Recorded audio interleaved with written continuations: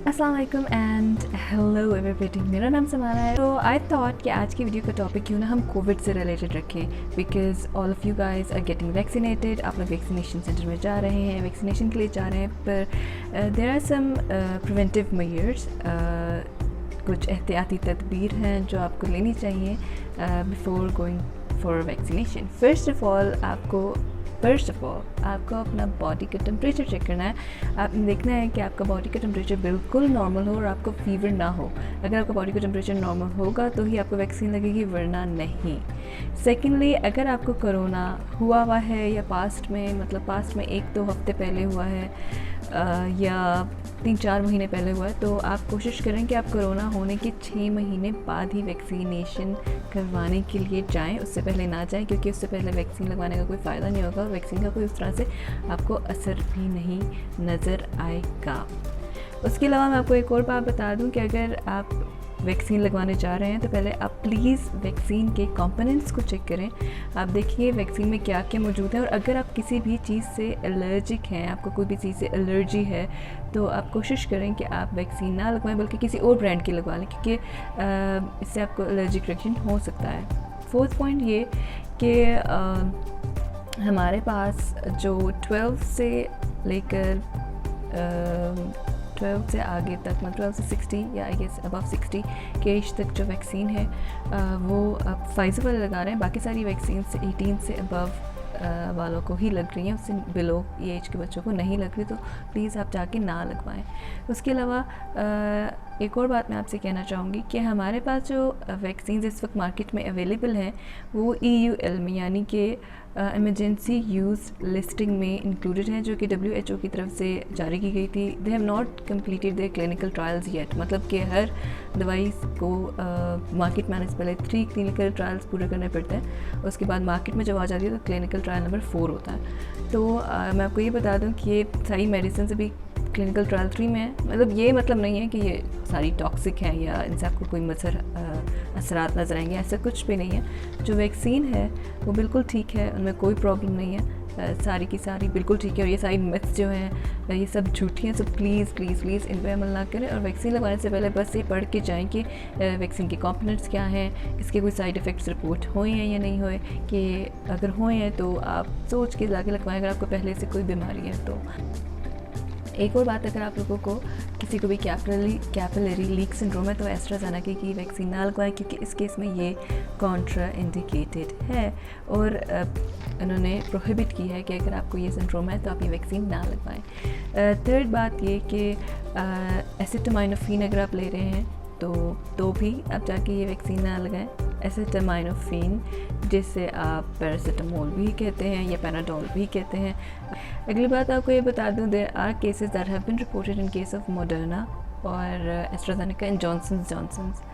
जो जॉनसन्स की Janssen vaccine है वो हमारे आई डोंट थिंक पाकिस्तान में इस वक्त इंपोर्ट की जा रही है, बट उन्होंने रिपोर्ट किया है कि थ्रोम्बोसिस और थ्रोम्बोसाइटोपेनिया सिंड्रोम, TTS सिंड्रोम, जो कि वैक्सीन की वजह से हो रहा है। सो अगर आप में से पहले से कोई थ्रोम्बोसिस या इस तरह की किसी बीमारी से सफ़र करता है तो आप जाके ये वाली वैक्सीन मत लगवाएं। वैसे जो केसेस रिपोर्टेड हैं जॉनसन के केस में, एस्ट्राजेनेका के केस में भी यही हो रहा है, थ्रोम्बोसिस और थ्रोम्बोसाइटोपेनिया सिंड्रोम है वो हो रहा है, लेकिन cases they are very less, मतलब 7 out of million people have reported this problem.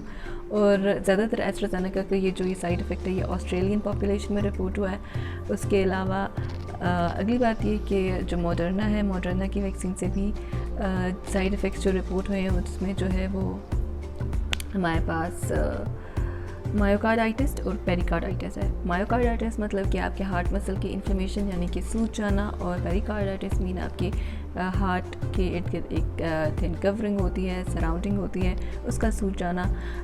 उस केस में भी आप ना लग रहा आपको हार्ट की कोई प्रॉब्लम है तो आप मॉडर्ना वाली वैक्सीन ना लें, आप इसकी जगह कोई और वैक्सीन ले सकते हैं। ये सारों के लिए नहीं है, ये सिर्फ कुछ वैक्सीन्स हैं जो कि साइड इफ़ेक्ट्स शो कर रही हैं, बट ये साइड इफ़ेक्ट्स कुछ लोगों में हैं, बहुत लोगों में नहीं है, तभी ये वैक्सीन आज भी चल रही है। अगर 100 में से 100 लोगों को हो रहा होता तो ऑब्वियसली इसे मार्केट से उठा लिया जाता, ऐसा कुछ नहीं है। Obviously benefit to risk ratio जो है बेनिफिट जो है वो हमारे पास ज़्यादा है और रिस्क जो है वो हमारे पास कम है, ठीक है। तो इसलिए ये वैक्सीन अभी तक मार्केट में है। आपको एक और बात बता दूं कि जो मेरी वीडियो है इसका बिल्कुल ये मकसद नहीं है कि आप जाएँ और जाके कहें कि आपने वैक्सीन नहीं लगवानी या वैक्सीन लगवाने ना जाएँ। आप वैक्सीन लगवाने जाएँ, बट मेरी वीडियो का मकसद सिर्फ ये है कि आपको थोड़ी सी नॉलेज आ जाए, थोड़ा सा आपको पता हो कि आप बॉडी के अंदर क्या इंजेक्ट करवाने जा रहे हैं, और आप ये भी देख के जाएँ, पूछें जाके कि आपको कौन सी वैक्सीन लग रही है। क्योंकि अगर आप किसी भी इस तरह के सिंड्रोम से, जैसे अगर आपको कैपिलरी लीक सिंड्रोम है, आपको थ्रोम्बोसिस थ्रोम्बोसाइटोपेनिया की शिकायत पहले से है, तो आप जाके ये वैक्सीन ना लगवाएं, आप इसकी जगह कोई और वैक्सीन लगवा लें। दूसरी बात ये कि हमारे पास जो इस प्रेगनेंसी के दौरान इन वैक्सीन्स का कोई उस तरह से डाटा नहीं अवेलेबल कि क्या साइड इफ़ेक्ट्स हैं। आई डोंट थिंक अगर आप स्पुतनिक वी जाकर लगाएंगे तो आपको कोई साइड इफ़ेक्ट होगा। वैसे जो वायरसेस यूज़ होते हैं स्पुतनिक वी वैक्सीन में, जो वायरल वेक्टर को अफेक्ट करते हैं, वो एडिनोवायरस 5 और एडिनोवायरस 26 हैं। It's just for the knowledge से। आई नो कि आप सारे बाहर कोई डॉक्टर नहीं बैठे, वीडियो सुनने वाले सारे डॉक्टर या फार्मासिस्ट नहीं हैं, लेकिन आपको बता रही हूँ आप इजीली जाके रिसर्च कर सकते हैं। उसके अलावा अगर आपने वैक्सीन लगवानी है तो आप कोशिश करें, इफ़ यू आर प्रेग्नेंट और आपने जाके वैक्सीन लगवानी है तो आप कोशिश करें अपने डॉक्टर से कंसर्न कर लें या वेट कर लें, डिलीवरी के बाद आप लगवा सकते हैं जाकर। और अभी के लिए बस यही सारी नॉलेज है। मैं आपको एक और बात भी बताऊँ, मैंने जो आपको वैक्सीन के नाम बताएं, एस्ट्राजेनेका, मॉडर्ना और जॉनसन की जेंसन वैक्सीन, इन तीनों ब्रांड्स में हमारे पास साइड इफ़ेक्ट्स रिपोर्ट हुए हैं, पर ये साइड इफ़ेक्ट्स इतने ज़्यादा नहीं हैं और ना ही कोई ऐसी बहुत ही ख़तरनाक किस्म की कोई चीज़ हो रही है। कुछ लोगों में, कुछ पॉपुलेशन में साइड इफ़ेक्ट रिपोर्ट हुए हैं। मैं आपको इसलिए बता रही हूँ, मैं फिर रिपीट कर रही हूँ, इसलिए बता रही हूँ ताकि आप जब वैक्सीन लगवाने जाएँ तो आप सोच समझ कर जाएँ कि आपने कौन सी जाके वैक्सीन लगवानी है। और आई होप आपको ये वीडियो पसंद आई होगी। मैं और वीडियो भी बनाऊंगी कोरोना वायरस की वैक्सीन से रिलेटेड, कौन कौन सी वैक्सीन अवेलेबल है मार्केट में और उनके क्या क्या एफिकेसी कैसी है और किस एज ग्रुप को लग रही है और किस प्रोसेस के थ्रू लग रही है। अगर आप चाहते हैं मैं ये वीडियो बनाऊँ, please like share and subscribe. Comments में बताइएगा कि वीडियो कैसी थी और मुझे इंस्टाग्राम पर जाके ज़रूर फॉलो कीजिएगा @Malik-Samana और जाके लाजमी अपने आप को वैक्सीनेट करवाएं। और जब भी आप कोई वैक्सीन लगवाने चाहें तो उससे पहले आप पढ़ कर जाएं कि आप अपनी बॉडी के अंदर क्या इंजेक्ट करवाने चाह रहे हैं। Bye bye.